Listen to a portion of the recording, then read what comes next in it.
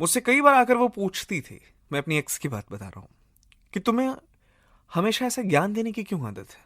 तब मैंने कभी नहीं सोचा था कि मैं किस्सा रोज का करूंगा, पर फाइनली अब अच्छा लगता है यार। वो एक्स जो आपको कुछ सिखा कर चली जाए उसे एक्स कहते हैं। अब देखो, मैं अपनी एक्स की बात कहते हुए मुस्कुराता हूँ, तुम जब कहती हो तो गम होता है, सीने पर खंजर है, तकलीफें, दुख, जाने क्या क्या। You know why I am laughing, you know why I am smiling when I am discussing about her. क्योंकि मेरे दिमाग में एक बहुत साफ तस्वीर है यार। ये वो तस्वीर है जो मेरी है। किसी रोज जब मुझ पर एक काला धब्बा नजर आता है किसी पुराने कल का, तो मुझे ऐसा लगता है कि कहीं ना कहीं ये पॉइंट आउट करने की कोशिश है कि ये धब्बा है, इसे मिटा ले। बहुत साफ तरीके से दिखता है और ये अच्छी चीज है यार। मैं ऊपर वाले का बड़ा शुक्रगुजार हूं कि उसने समय समय पर ऐसी ऐसी चीजें की हैं मेरे साथ, ऐसा लगता है कि सब तय था, मैंने तो बस कदम बढ़ाए हैं, रास्ते बने हुए थे। आज एक सवाल पूछा है कि ऐसा क्यों होता है जो आप चाहते हैं वो आपको नहीं मिलता, और जो आपको मिलता है उसकी तो ख्वाहिश आपने कभी की ही नहीं थी। तो ये ऊपर वाला जो आप हमेशा कहते हो देखता है, वो कैसे देखता है और क्या देखता है कि उसे मेरी ख्वाहिश, मेरी मर्जी नहीं दिखती। हाय, का ये सवाल कईयों का सवाल है। ये कहानी सुनाता हूं, ये कहानी जहां खत्म होगी वहां इस सवाल का जवाब छुपा है। सुनते जाओ। देखो, ऊपर वाला देखता तो सब कुछ है।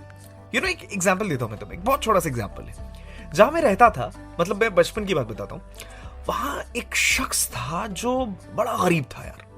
पर हाँ, उसके खुराफाती दिमाग में बहुत सारी चीजें चलती थी। हमेशा कुछ ना कुछ गलत करने की कोशिश करता था इंसान। और एक रोज मैंने देखा कि वो अपनी चार दीवारी से कूद कर भाग रहा है। और जब वो भाग रहा है तो उसके पीछे पुलिस पड़ी हुई है। 2-3 दिन के बाद मैंने अखबार में पढ़ा कि यह शख्स चोरी के इल्जाम में गिरफ्तार हो गया है और जेल में बंद है।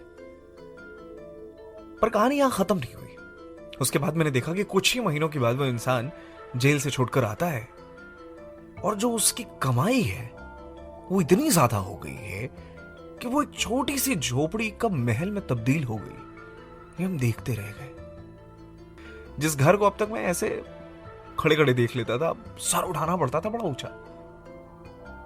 ये बुराई का पैसा इतनी जल्दी कैसे डबल हो गया यार। सोचता रहा और कभी कभी अपने पापा को कोसता भी था, क्या ईमानदारी की नौकरी करते हो, यहां देखो, एक हाथ मारा सब कुछ मिल गया।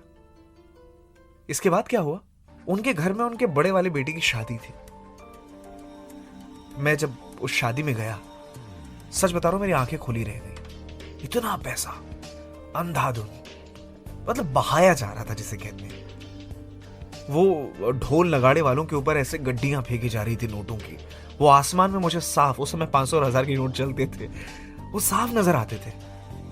और देख के कई बार ऐसा लगता था कि ऊपर वाला मुझे आज भी याद है कि मेरे हाथ में एक आइसक्रीम का कोन था, और देख के मैं बड़े ललचाई नजरों से देख रहा था यार कि ऊपर वाला कैसे किसी को इतना कुछ दे देता और किसी के पास कुछ नहीं है। खैर, यहां से ख्वाहिशें और बढ़ने लगी। वो हेट्रेड जो था अपने परिवार की ईमानदारी के लिए, वो और बढ़ने लग गया कि ऐसी ईमानदारी तेल लेने जाए यार, जो आपको वो सारी चीजें नहीं दे सकती जो आपको चाहिए। क्या करेंगे ऐसी ईमानदारी लेकर आप। पर वो है ना ऊपर वाला, देखता है। उनका एक बेटा था जो मुझसे उम्र में थोड़ा बड़ा था, वो हमारे साथ खेलने के लिए आता था, तो हमेशा पैसों की बात करता था, बड़ी गाड़ियों की बात करता था, और देखकर हमेशा लगता था कि मेरे बाप ने क्या कमाया, कुछ नहीं। कैसे ख्वाहिशें पूरी कर रहे, कुछ नहीं। मेरी क्या जिंदगी है, कुछ नहीं। मतलब एक दिमाग में साफ तस्वीर बन गई थी कि फादर मेरे जो कुछ भी कर रहे हैं वो वाहियात है। असल सुख तो इसमें है जो इस लड़के के फादर कर रहे हैं, यानी पाप। आप समझ रहे हैं नेगेटिव चीजें आपको अपने आसपास कितनी तेजी से जकड़ती हैं, कितनी तेजी से। ऑल्दो मैं उसके कॉन्सिक्वेंसेस उस समय नहीं जान रहा था, बच्चा था यार, दिमाग में ऐसी चीजें आती नहीं थी। मुझे बस दिख रहा था कि हाँ, सक्सेस का मतलब ये होता है, क्योंकि वो सिर्फ देख नहीं रहा बल्कि दिखा रहा है। और उसने मुझे इन सारी ख्वाहिशें जो मेरे अंदर पल रही थी, उसका एक दूसरा चेहरा दिखाया जो बड़ा घिनौना था। उसके बाद क्यों मुझे अपने पापा की वो सैलरी वाली जॉब अच्छी लगने लगी, क्यों मुझे लगता है कि मैंने अपनी जिंदगी में बड़ा अच्छा काम किया कि मैंने अपने फादर की बात मानी, क्यों मुझे इसी ट्रैक पर रहना अच्छा लग रहा है। तो ये तमाम चीजें जब चल रही थी, उस बीच एक रोज एक खबर आती है, ये दुर्गा पूजा का माहौल था। उससे कुछ दिनों पहले वो जो हमारे बीच एक अमीर बाप का बेटा था, उसके पिताजी किसी एक फ्रॉड केस में जेल चले गए। मैं सच बता रहा हूं, वो घर जिसमें बड़ी रौनक होती थी, बड़ा पैसा होता था, कुछ सेकंड में सब खत्म हो गया। कोर्ट कचहरी में इतने पैसे उनके बर्बाद हुए। मैंने देखा उसी बच्चे से लोग मजाकिया तौर पर सवाल करते थे, और कहां है तुम्हारे पापा, सिंगापुर? और कैसे वो बच्चा नजरें छुपाता था। ऊपर वाला करे कभी किसी को ऐसा दिन देखना पड़े। वो सारी शेखी धरी की धरी रह गई, कोई दिखता नहीं था आसपास। उस बच्चे के साथ शायद कोई वक्त नहीं बिताता था। उसकी माँ उसे अंदर रखती थी कि बाहर मत जा, लोग सवाल पूछेंगे। हम सब यही सोचते थे उस समय बचपन में कि ऊपर वाला कैसे देखता है यार, ये जो लड़का अपनी सारी ख्वाहिशें पूरी कर रहा है इसके फादर के जरिए, इसके लिए तो ऊपर वाले देख रहे हैं, मेरे लिए नहीं देख रहे हैं। इसके लिए ऊपर वाले ने सारी ख्वाहिशें रख दी, मुझे कुछ नहीं मिला। पर जब ये सारी चीजें हुई तो ऐसा लगा कि ऊपर वाला दिखा रहा था कि बेटा आपके पापा की ये जो सैलरी है ना, इसमें सुकून है। ये जो हर महीने तनख्वाह आती है ना, ये पसीने की कमाई है, ये आपको इंसान बनाएंगे।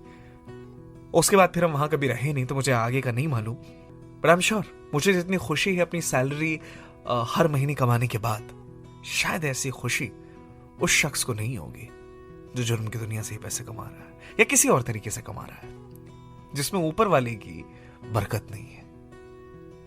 तो ऊपर वाला देख जरूर रहा है और सबको सबके हिस्से का देता है वो। आप बस ईमानदारी से चलते रहिए। मैंने कहा ना कि आप सिर्फ पांव बढ़ा रहे हैं, गलत समझ रहे हैं आप कि आप रास्ता बना रहे हैं। रास्ता वो बना रहा है, बस पांव बढ़ाते चलिए।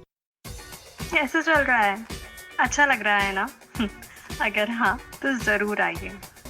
ऐसे ही कई और बेहतरीन शो सुनने के लिए सुनते रहिए